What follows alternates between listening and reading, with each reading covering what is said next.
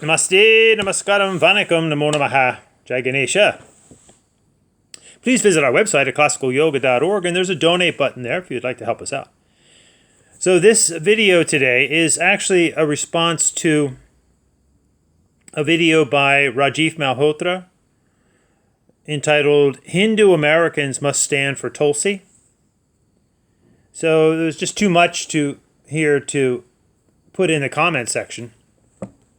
So let me right off the bat say that, I fully respect Rajiv Malhotra for the tremendous work and, pressure he's been under standing up for the Hindu Yoga Dharma. But again, all of us should be open to criticism and critiques. This is how we should be developing a healthy Hindu body. And tremendous respect for Tulsi Gabbard as well. But there's a couple very important points here that we can use as Hindus to help create a better and stronger united Hindu family. That's the only goal here. So again, and we should be open to criticism and critiques, myself included, of course. So the beautiful thing here is that Rajiv is obviously using the word Hindu, which this is a primal misunderstanding here. Many Hindus don't want to use the word Hindu. They say it's a foreign word. And it really is not, folks. Remember, whether you use the H or not, it doesn't change the meaning of the word. For example, generally this is north and south in India. In the south, they will often say Siva instead of Shiva, or Sakti instead of Shakti, or Santi instead of Shanti. So too with Indu or Hindu, it's the same thing. From the Rig Veda. Indu Hindu Samudra Idiyarti Vayu here.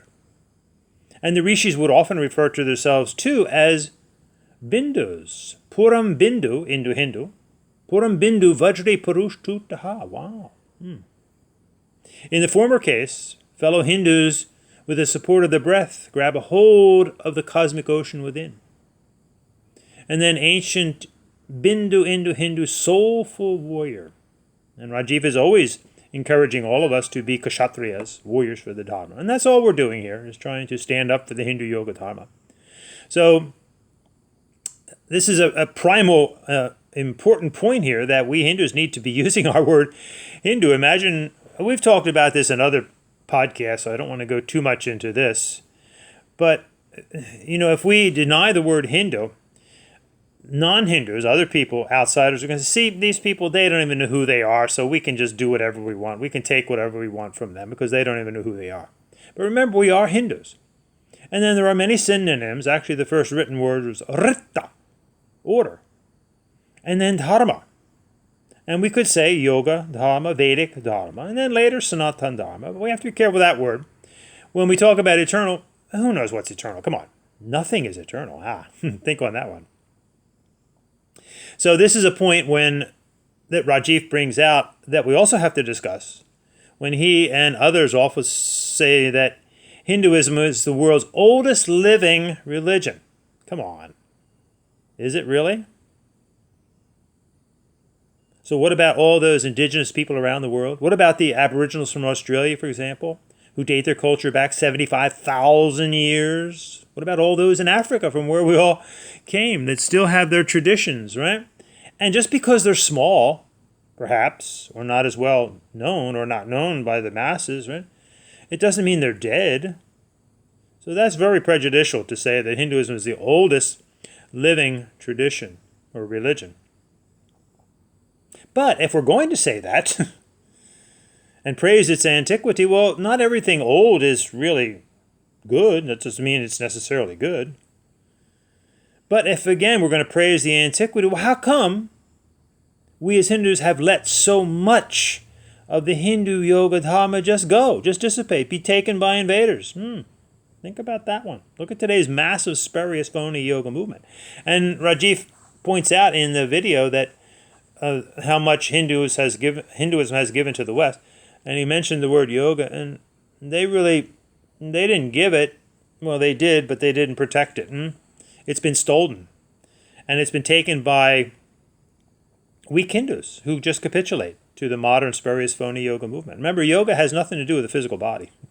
It's been turned into an exercise business and totally non-Hindu. Believe me, if you think all these people doing quote-unquote yoga are appreciating the Hindu Dharma, think again, folks. We know because we see them as they contact our ashram here. And they want nothing to do with two words, religion and Hinduism. They want this spurious yoga that's passed on today. So, and a very important point that really we should make from the get-go is that we got to keep religion and politics separate. And people like Tulsi and all the politicians who use the word God, they're really doing it just, for votes. They're just pandering, and they shouldn't really be doing that. You should stop mixing politics and religion. Vivek Ramaswamy is another one. And we'll get into his and Tulsi's confusions over the word God, and many Hindus also. Right? But he was quoted as saying, I'm not running for pastor-in-chief when he was running for president. Well, then if you're not running for pastor-in-chief, keep the religion out of it. Come on.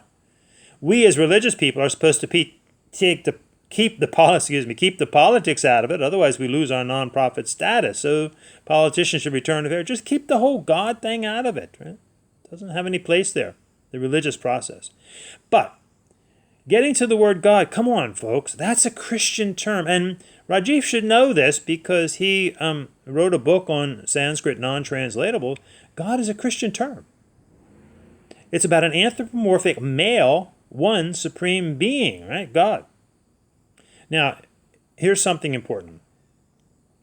In this video, Rajiv is criticizing those who say that Tulsi belongs to a cult. First of all, let's look at the meaning of the word cult. It's not necessarily a bad thing, folks. Actually, do you know that that's where we get the word culture from? Cult, culture. Because cult is defined as, quote, intense devotion to a particular person, idea, or thing. That's how cultures are developed. The specific tastes, if you will, in food and art and music and dance and language. It's by people getting together with intensity and creating these things. So it's not necessarily a bad thing. However, to many people, when they hear the word cult, they're automatically thinking about a person, perhaps, and then that person is adored above everybody else, or a spirit being that's adored above everybody else and made exclusive, right? A negative cult. So there are positive cults and negative cults. And remember, all of you with children and spouses, you're really in a cultic relationship. You should have intense devotion to your children, your spouse, etc. Right? So it can be a good thing, but it can also be a very negative thing. So when Rajiv is using the word cult, he's using it in the typical understanding of a negative cultic experience, right? So, but however, if we look at Tulsi Gabbard, she actually belongs to a cult of a cult. Very interesting. So now, obviously, we all evolve as we grow older, and, Tulsi, have to forgive me if she's changed some of her views and opinions, because we all do change, and that we have to be open to that. But basically, she was following a cult off of the Hare Krishna cult. And the Hare Krishna cult is a cult off of Hinduism. Intense devotion to Krishna. It's all about just Krishna. And actually, in this video, Rajiv unknowingly actually defines a cult when he says, quote, Tulsi worships Sri Krishna, the supreme being, one God. There's a perfect definition of a cult and a negative cult. Rajiv or anybody else, I challenge all of you to go to a Christian church and tell them that the one God is the supreme being, Krishna. Go to a mosque and say that. See how far you get. You see the negative cultism there and not even knowing it? Right? That's the blindness, the fundamentalist universalist blindness that happens. And obviously, from what Rajiv stated there, right, and perhaps this is Tulsi's view also, and Vivek Ramaswamy, I don't know who he means when he says God, But God is a Christian term. We should not be using that as Hindus. That's not our term. And to conflate God with your specific spirit being, but not being open enough and honest enough to say that, that's really disingenuous. That's very deceptive, right? So if I say I worship God, but in my mind I'm thinking Shiva and I don't tell you that, well, that's deception. So as much as Vivek and Tulsi use the word God, I've never heard them say Krishna or Shiva or Vishnu. No, they say God. When you listen to Tulsi, she sounds just like a Christian. We're all children of God and God-given rights. And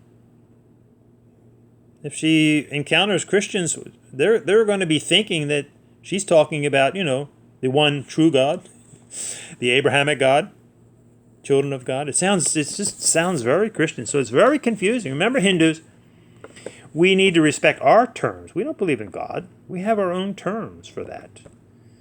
And significantly, we also understand the wisdom of just keeping silent. Mauna Vakyapara Brahman. So, she comes from a cult of a cult. She belongs, or did, I don't know if she still does, she belongs to a cult leader who calls himself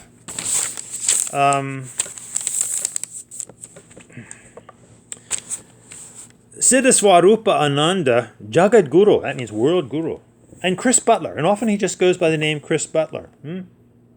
Non-Indian. Right? And again, remember, for all those who falsely equate Hindu with Indian, Tulsi's not an Indian, right? I'm not an Indian, but I'm a Hindu. Remember, three things. There's India, Indian, and Hindu. And they can be the same or they can be separate. Hindu is the religion to which anybody can belong. And remember, all you into phony yoga out there, that's your first step. Before you become a teacher, you want to first become a Hindu. That would stand true for any of the religions of the world. But she follows this fellow named Chris Butler, who's a very controversial figure. And he has a cult called the Science of Identity Foundation. And he was a disciple of Prabhupada. And Prabhupada, remember, he was the one who created the Hare Krishna cult off of Hinduism. And negative cult, yeah. Just with the proliferation of information now on the internet, just go to YouTube and type in the Chris Butler cult and the cult of the Hare Krishnas. Now, the Hare Krishnas have revamped and changed themselves over the years, but it is basically a cult. It's all about Krishna, and really it became a very negative cult. I mean, they had tremendous problems with drug smuggling and stockpiling of weapons, exploiting women and children. Many of the so-called 11 gurus and remember, often it is said that it's not bad students but bad teachers, that Prabhupada appointed these 11 gurus who went crazy. And there's even murder involved and the whole controversies of pedophilia that were happening at the quote-unquote New Vrindavan in Virginia by some really wacky guys. It has a very dangerous history. But let's see what Prabhupada said. If you look at some of his quotes from the Back to Godhead magazine and various writings by Prabhupada, and believe me, when they say God, they mean Krishna. And they mean Krishna, just like Rajiv said, is the supreme being, one God. Again, try to sell that to the Christians. They'll quickly show you the door. So, here's a couple of quotes from Prabhupada. He said, the Krishna consciousness movement has nothing to do with the Hindu religion or any system of religion. This is basically fundamentalist universalism. This is a perfect example of that. The Krishna consciousness movement is not associated with the so-called Hindu religion. And he also said about Hinduism, it's a dead religion with no philosophy and a cheating religion. Well, come on. So if you think that the Hare Krishnas are Hindus, now again, they've changed over the years and some of them now will say that they are Hindus, but this was the founder. He often rejected the term Hindu. And again, stating that Krishna is the supreme personality of Godhead. So their magazine, Back to Godhead, was not the Christian God. It's Krishna. And that's indicative of the fundamentalist universalist Vaishnava. Now, not all Vaishnavas are that, believe me, right? Wonderful Vaishnavas, but there are some that do believe that Vishnu, and especially the form of Krishna, is the supreme being, God, to misuse the Christian term, from which everything else comes. That's the fundamentalist universalist, you see? A little different than the pure, if you will, fundamentalist, who thinks, for example, Christianity is pure fundamentalism. There's only one God, and that God is Jesus. Well, now you have two. That one God is Jesus, and everything else is false. The fundamentalist universalists, like many Vaishnavas, not all, right? And there are some Saivas that are this way too, with Shiva.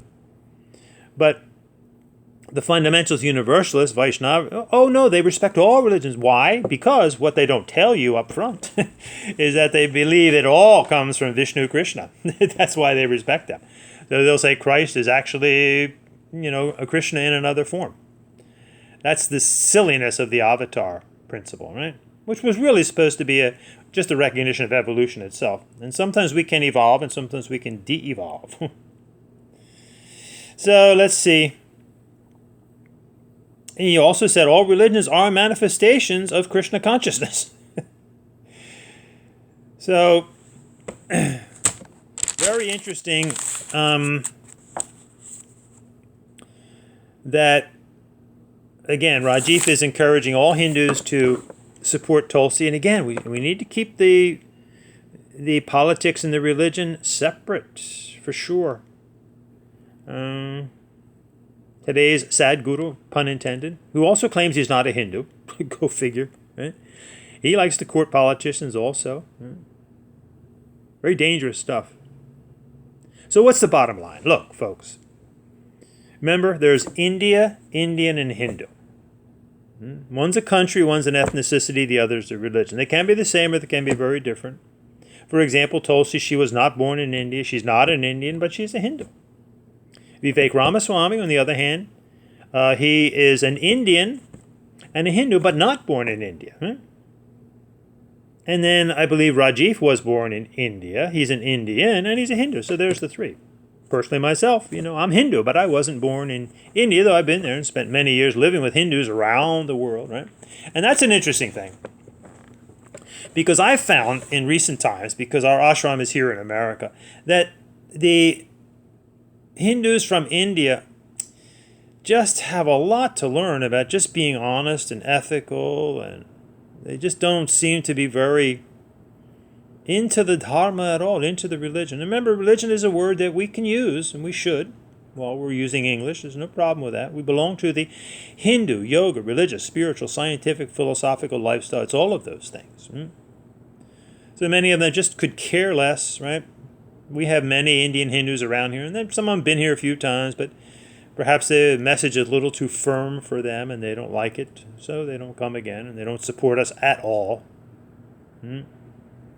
So many of them, they've come to America not for religion. They've come for wealth and for advantage, and there's nothing wrong with that. But then, if you're going to say you're a Hindu, don't be a Hindu. Don't be a Hindu in name only, right? Either say you are and follow it, or give it up. Like Nikki Haley and Bobby Jindal, they gave it up. Okay, that's honest. They just gave it up. But don't say you're a Hindu and then do nothing about it. You need to support the Dharma. You need to study, practice, learn. Go to your mandirs and your ashrams and give donations to support them. And all of you, as Hindus, there's another set of three. Remember, mudra, vitarka, muva, reason. We got to think this out. We are Hindus and we do yoga, all of it, to reach Atmanam. We're Hindus, we do yoga to reach Atmanam. And yoga is a composite. Remember, and of all the yogas, I'm also running out of time here. So of all the yogas, there was only one that the Rishi said don't display. That's Hatha Yoga. That's the one that's out there today under the guise of yoga. And Hindus are actually capitulating to it. Just look on Facebook. It's a real disgrace. We need to stand up for the Hindu Yoga Dharma. If we really love it. So, food for thought. Any criticisms, write them down there. But, we're all in this together. Let's be a united Hindu family. Saiva, Vaishnava, Shakti are the three. So let us live in harmony and follow the Dharma and plant true yoga tree. Karma Bhakti Raji Gyani. This is Hindu Dharma. Om Shanti Shanti Shanti. Om Namo Namaha. Jai Ganesh. Jai Hindu Yoga Dharma. Om.